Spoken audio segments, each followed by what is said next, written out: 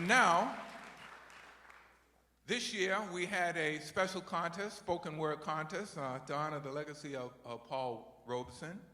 It was a hard-fought battle, you know, but there can only be one winner, all right? And we sure are proud of her. As I mentioned before, she's quite a powerhouse of a presenter, and you already saw that. So, ladies and gentlemen, I am pleased, privileged, honored, and delighted to present to you the winner of the first Paul Roberson spoken word contest, Miss Kavon Ward.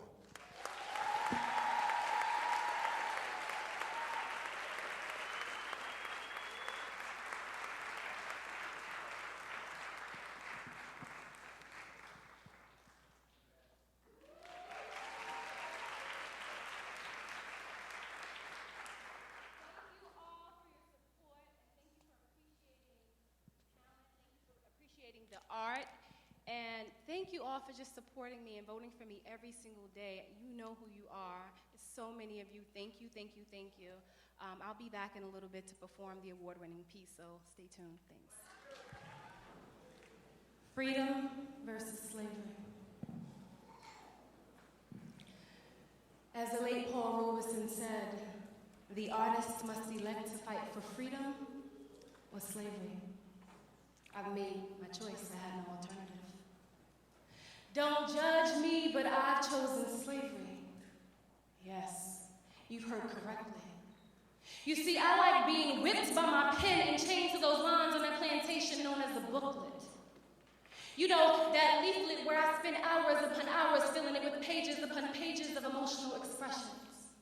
Picking my words carefully the way a slave picked cotton. Expressions of pain, rage, love, joy, and fear, while whipping my pen across that page, those emotions even provoked a chain of tears.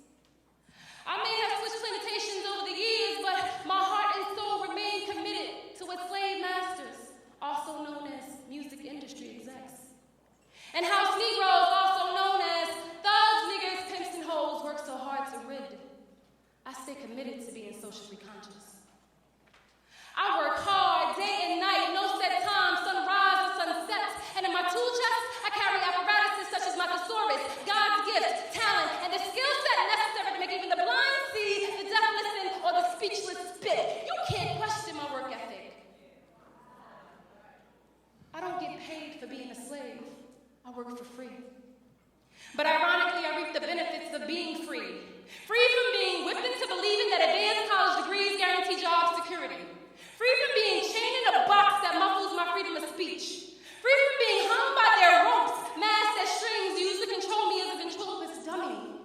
More importantly, I'm free to read and to author my own stories. Depictions of my people's histories and not false realities housed in books given to children in poverty-stricken communities. Christopher Columbus did not discover America. The artist must elect to fight for freedom or slavery. And I've chosen the latter. Or should I say the latter chose me? I've been picked by the Most High God to uplift, educate, and motivate those who no longer believe. I have been chosen, and I have chosen to be a slave for poetry. Thank you.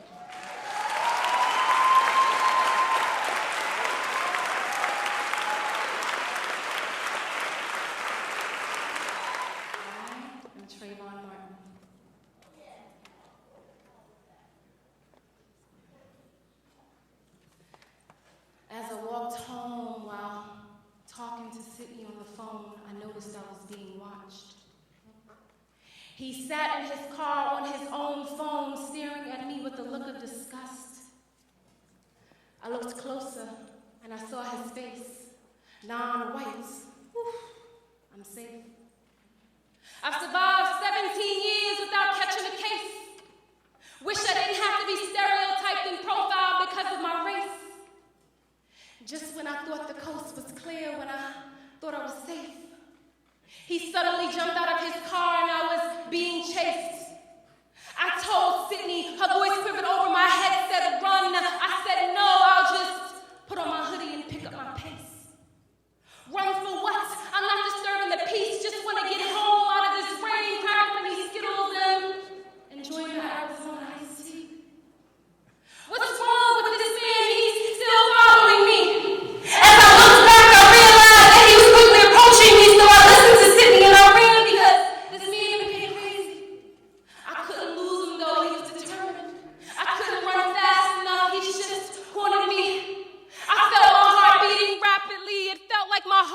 jumped out of my chest and onto my arm like I was wearing my heart on my sleeve, but I managed to ask calmly, "Why are you following me?"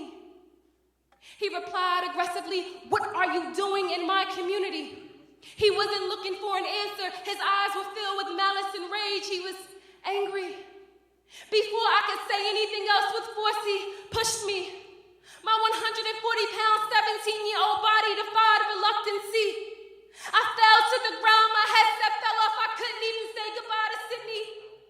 I knew this 250-pound man could beat me, so I lay on the ground defenselessly as he pulled out his gun. And I yelled, "Help, help, somebody help me, please." My light flashed before my eyes. He had just hunted me down like I was his prey. Now it was time for him to kill me. I screamed help a couple of more times, but no one came to rescue me. Then boom! Suddenly, I'm standing outside of my own body. I see cars, people I didn't know, and a bunch of police. There, that's the man who shot me. Arrest him, please. What? No, why are you letting him go? He's the reason why I'm lying there deceased. Please allow my soul to rest in peace. Don't let that man walk away freely. I'm whisked away from my agony, no longer standing outside of my body. I feel like I'm in a dream as the words, "Now I lay me down to sleep. I pray the Lord my soul to keep. If I shall die before I wake, I pray the Lord my soul to take," are whispered in my ears. Then I see a light. I'm in a space so peaceful, calm, and serene, but I can't find Mommy and Daddy. I can't find Sydney or the rest of my friends and family.